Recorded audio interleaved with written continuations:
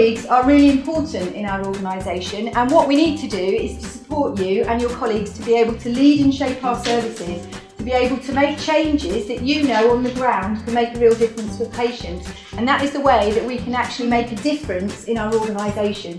In a nutshell, it shows you beautifully whereabouts you're going to be, but it helps us to plan in the future what our staffing needs are going to be. So, how sick are our patients, and how many staff do we need to look after them? When I got to my office, I checked my phone and I got a first text through. It was about 2 hours after it had gone out, all the emails had gone out, and it was from one of the healthcare assistants saying, this EDOS the finger, it's dead cool. And that roster is now published, and all the boards can go home. They can look at it on a smartphone, they can be on a bus on the way home, they can do it whenever way they can get an internet connection. They can now see their roster and know when they're working. And so then we have discharging a patient with palliative care needs and discharging a patient with end-of-life care needs. And so it actually, again, acts as a prompt, and a lot of the nurses I spoke to said, actually, I would probably print this out. And so I would be able to put this in my discharge planning, and I can work my way through it very methodically. I can tick it if I need and sign next to it. Just before I start doing that, I kind of want to touch briefly on my sort of personal journey with LIA. When Sarah first came in to discuss it with me, and probably be getting daggers here, I was quite cynical about it. Not for the principles of it, but largely because I felt I already listened to my staff and already tried to make changes. But I think after using the methodology and going through it, it certainly works, and I'd implore people to take it on.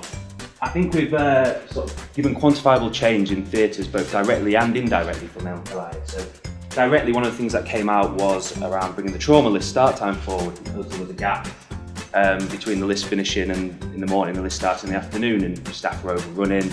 So that's made a massive difference. I think another thing we've done is we validate the list better now, so we give the information out to people a week in advance. If the list is underutilised, it gives people a chance to put more patients on it and fill that list up. So we thought we needed to look at the meal process, why nurses no longer took a lead at meal times, why there was no assistance provided. And it's simple things that everybody working on a ward can do, like help them undo the sandwiches, help them undo their orange juice. So in January we did a two-parter really. In January we did sort of one-to-one training sessions with dietitians, set up groups, which was a week-long training session, and we actually went round to wards with a trolley. I don't know if anybody saw us come round, getting your sampling, getting your testing foods, having it a bit like what we've done today.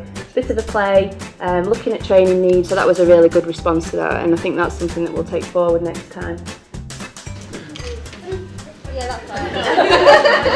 So Sign Up for Safety is a national programme which aims to improve patient safety. There are various pledges, and the two that the Trust has signed up to are to improve the care of the deteriorating patient and also to reduce missed and delayed diagnosis. What we wanted to do was, of course, with listening to action, to change the way that we work, so to listen to the frontline staff and to use their contribution to decide the changes that we wanted to make. We have just seen 8 change programmes that have significantly improved the patient experience enormously. Well, I think the LIA is actually a demonstration of that whole process. It gives you an opportunity to say what it is you wanted to say for ages, to change some of the things that you think need changing, because actually managers don't see these things, they can't. It relies upon every colleague in the organisation to be able to put their head above the parapet in a good environment that says, I think we can do something a bit different and a bit better. Can we have a go at it? And the answer to that is, yes, you can. Because we just need to do things differently.